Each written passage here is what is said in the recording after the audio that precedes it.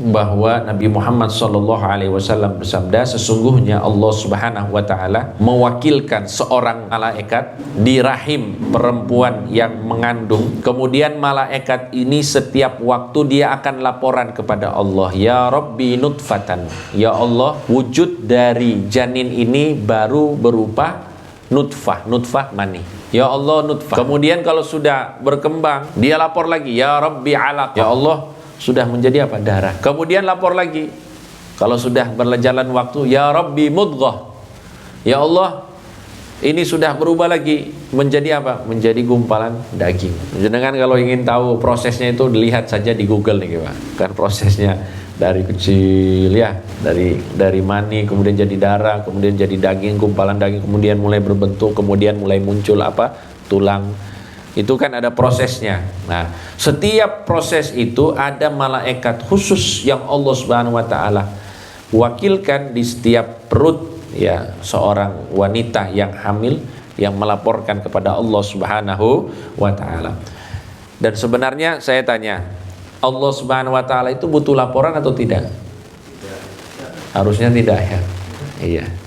Cuma kan ya kalau semuanya Allah kan ya istilahnya apa ya, kalau kata guru saya, kalau semuanya Allah itu gimana nanti, terlalu ribet akhirnya kita memaknai itu. Makanya Allah Subhanahu wa Ta'ala itu menciptakan malaikat sebagai apa?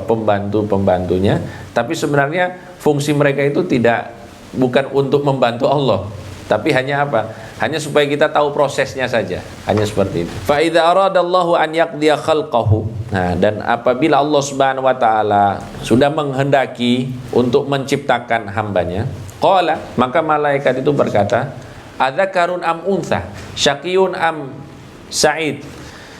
Anak ini laki-laki atau perempuan? Dia termasuk yang selamat atau termasuk yang celaka? Selamat ini maksudnya apa? Masuk ke dalam surga. Celaka maksudnya masuk ke dalam neraka. Famar rizku, dan bagaimana rezekinya?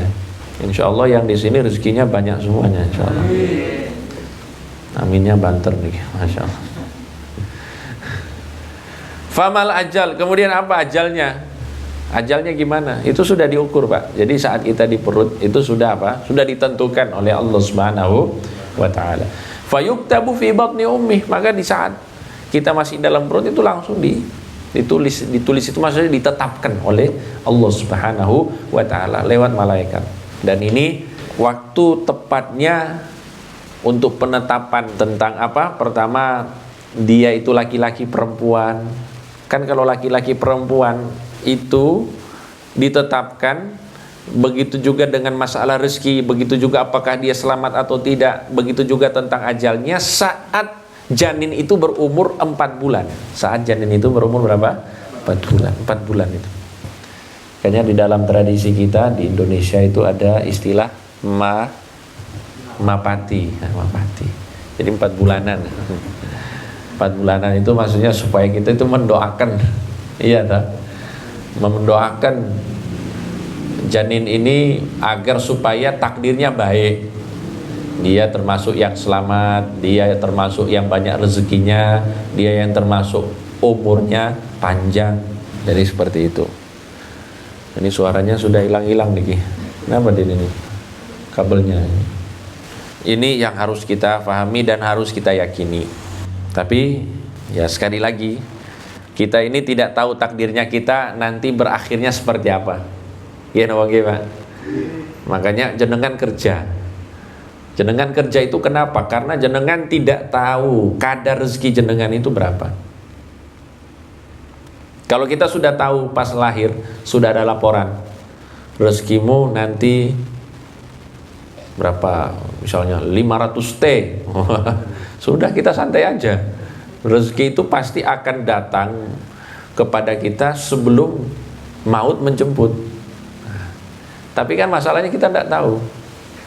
Karena kita tidak tahu, akhirnya kita semangat kerja. Siapa tahu rezeki saya banyak.